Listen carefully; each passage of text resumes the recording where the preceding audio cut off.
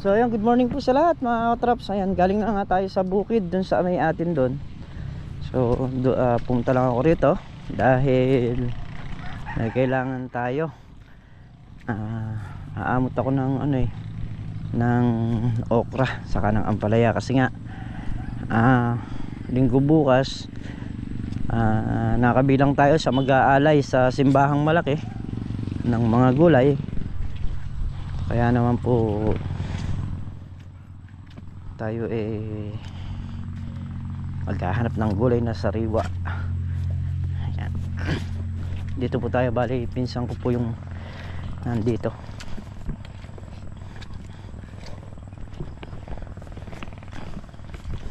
Tapos na tayo ng okra, bali tayo na yung pumitas at pinadala na rin tayo ng ampalaya. Pero dito may nakabili na akong ampalaya, traps.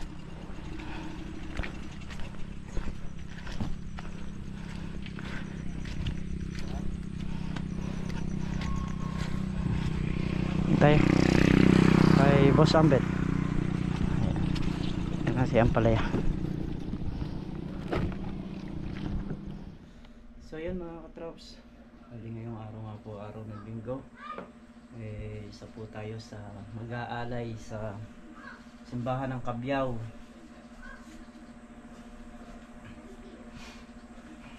Kaya po baka po mamaya na ako makalusong dahil nga po nung abente pa, nung 20 pa nasabihan na tayo na mag-aalay dun sa bali niaalay natin mga katrops is gulay. Yan, meron tayong dalang upo, ampalaya, sitaw, saka okra. Yan po yung ating dadalhin sa simbahan ngayong araw para ialay.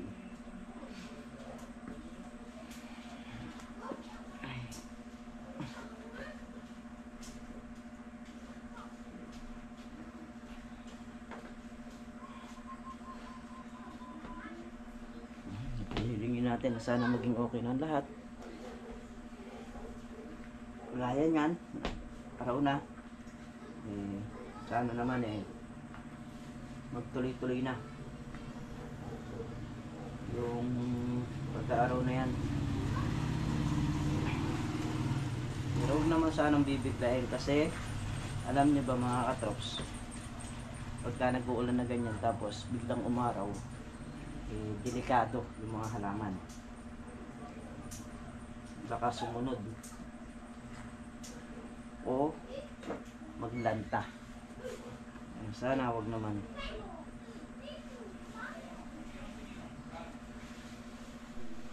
Hintay na nga si Mrs. Katrops na gumayak.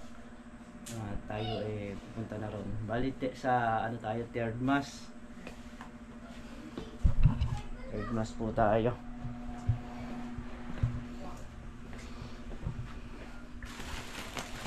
Ay.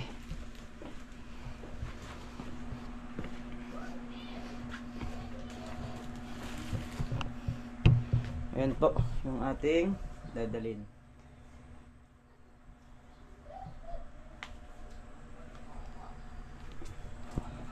Ayan, bali alas 9 umpisa nun, alas 8 pa lang ng umaga. So meron pang isang oras, mga 8:20 alis na tayo rito dahil matraffic sa bayan. Bago mag 9 nandun na tayo. So yun mga katrops, sa umaraw nga kaninang maaga. Dito na nga tayo sa bukid. Ngayon ay na naman yung ulan. Talaga uulan na araw, uulan na araw. Hindi tayo makapag-spray ng mga kalamansi dahil sa panahon. Hindi natin masingitan pa.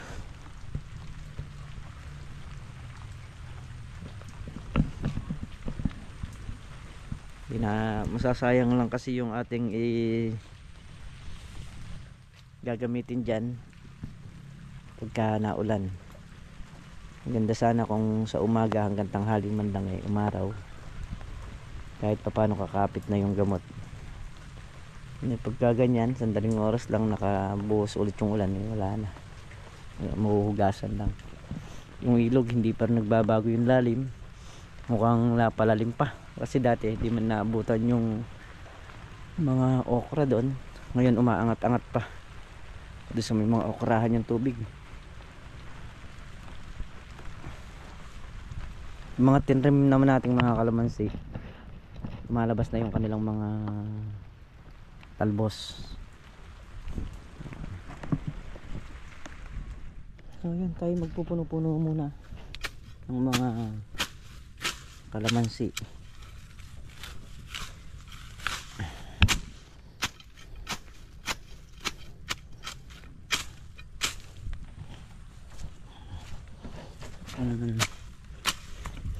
Kaya nagagrass cutter, hindi na inaabutan tong mga to.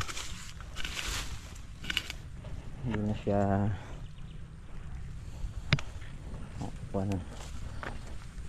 hindi na naisusuot sa ilalim yung grass cutter.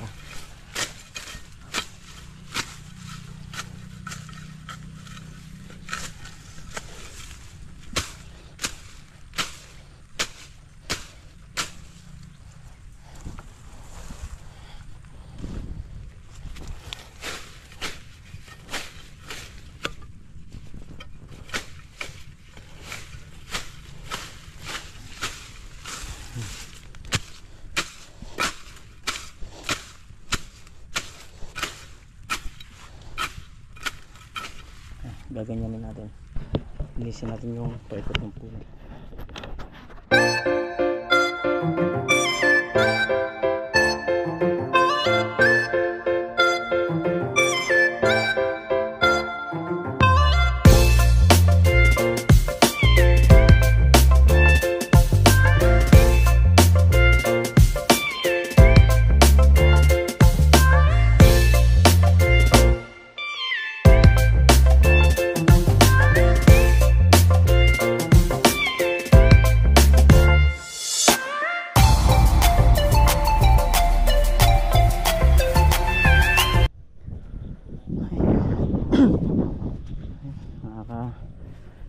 Apat na days tayo, balik kalahati lang muna mga traps. Tundaan na sa gitna hindi pa namin nadaanan yan kasi kuwan pa yan, delikado pang bumaba yan, hayaan lang muna namin nakaganyan.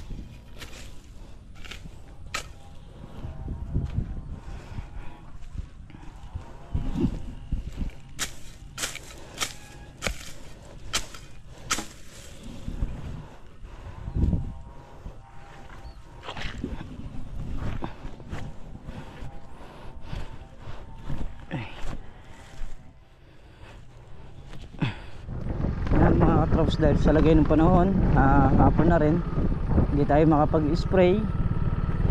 So tingnan natin bukas ng maga, baka makasingit tayo. Medyo mahaba-haba sana maging sikat ng araw bukas. So, hindi kagaya ngayon na saglit lang umuulan.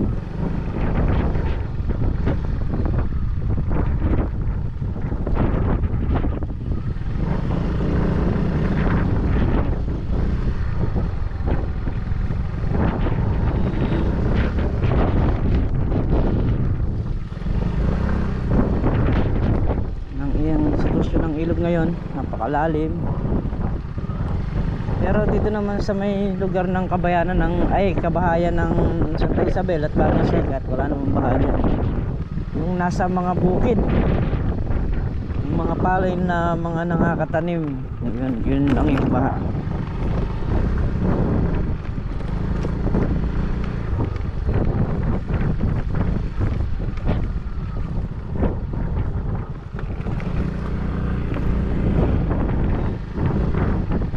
Dito, ayan, mahirap daan dito sa may lugar na yan. Ayan o. Dito lagi nababara si Jiro. Yun yung daan na biglang bumaba. Dati yung lupa nito mataas pa dito sa may semento, ngayon wala na, mababa na dahil sa mga nagkwari, yung mga nakakaraang kwan, malaki ibinaba ng lupa, tapos di naman inayos.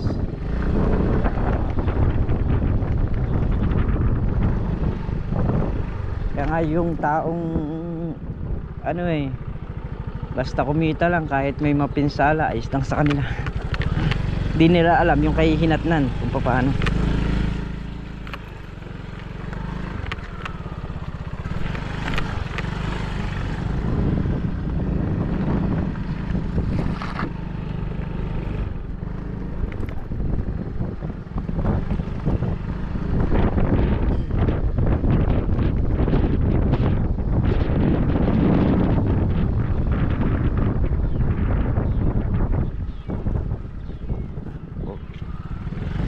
Diba? May pasyo, may si Pogi. Wala.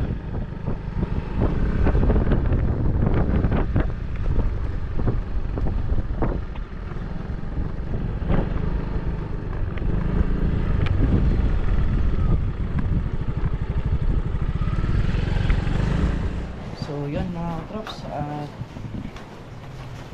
tayo ngayon na idlip. Kanina umuwi tayo. Ayan, hanggang ngayon maulan pa rin po. Hanggang kung tayo yung nag-spray kanina, wala na, sayang lang yung gamot.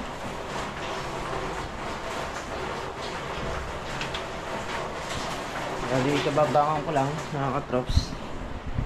Ako nga po nakatulog dahil sakit din ang katawan.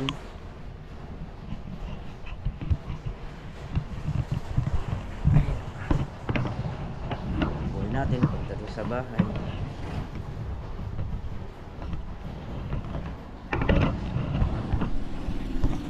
Sirahan yung ating stand.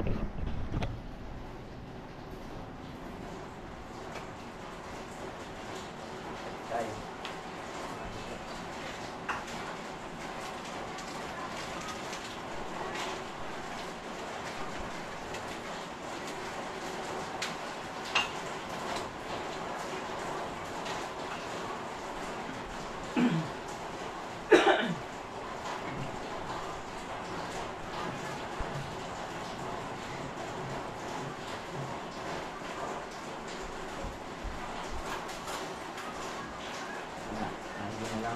Puro ulan. So ako kanina nag-decide tayo ng spray, sayang yung gamot kasi paano yung bugso ng ulan. Araw ng konti uulan pagka ano na siya, panatag na yan, saka tayo mag-i-spray. So kanina kahit pa paano nakarami rin tayo ng dinamuhan dun sa mga kalamansi. Umuwi rin ako gawa nung meron nga tayong kausap na tao na tulungan natin magbayad ng mga nakuha naming itik mga katrops. So hindi ko na na-vlog yun kasi nga magkahiwalay. Meron kasi nagpatulong sa atin na gusto niyang kunin yung itik kaso wala pa siyang pera ng mga araw na yon. At yun tinulungan natin dahil sa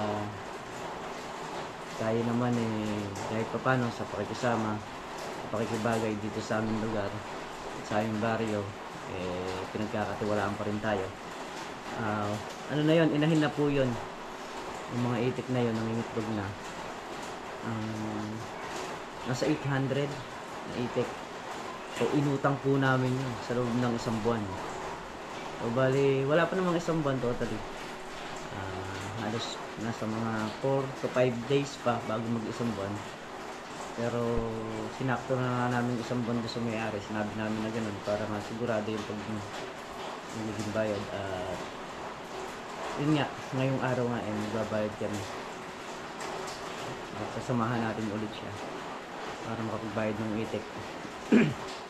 pagkayari nun, meron pang ibibigay na itik ulit sa kanya na 700. Kaya ako naman ay natutuwa dahil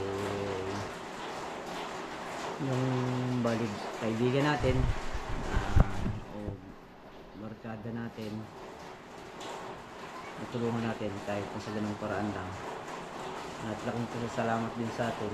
Minsan nga pinagdalan pa tayo ng itlog ng itik, 2 tray. Ako kasi hindi naman ako makwentong tao. Kumbaga sa ngayon ko lang na i-share din dahil magbabayad na nga kami. Pagdating sa ganun mga katrops, kahit pa paano nire-respeto pa rin. Ayan. Tapi po tayo mga katrops. Ayan, at yun nga palang inutang natin mga katrops na itik is halagang 120,000, mga ganun. Abuti siya ng 140 kasi 80,000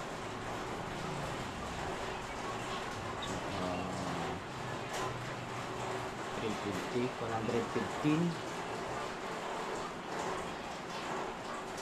80,000 saka bali 150 kasi ang isang piraso ng itik na binili lang natin.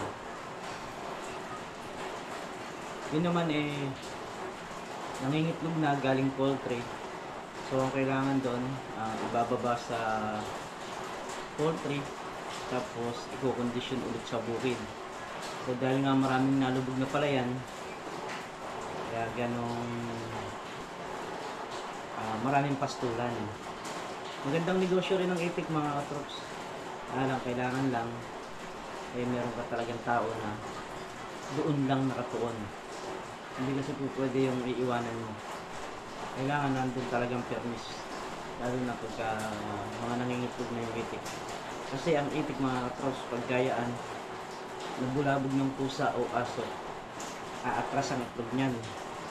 Kasi dati rin tayo nag-itik sa Bulacan.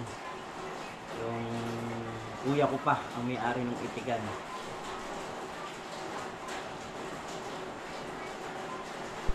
Bali kuya-kuyahan ko yun. Tapos tayo yung galaga hanggang sa nangitlog, hanggang sa nagsawa na rin sila. Hinintuan nila. Pero masarap ang may itik. Maganda pong pagkakitaan. Lalo na kung gumagawa ka ng itlog na pula o kaya may incubator ka, yung gumagawa ka ng balot. Ayan, mga ganun.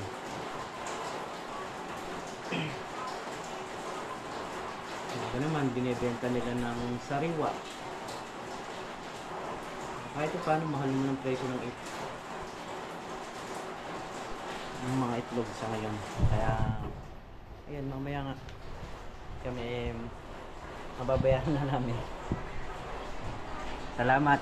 Ayan, doon sa may-ari ng itik. So yun mga trops, muli po. Hanggang dito na naman po yung simpleng video na siyempre gusto po ako salamat sa inyo lahat sa walang sawang suporta nyo sa pagmamahal nyo sa channel namin. Yan. Ingat po kayo palagi mga trops, sanan po kayo naroon. Gawin po sa lahat.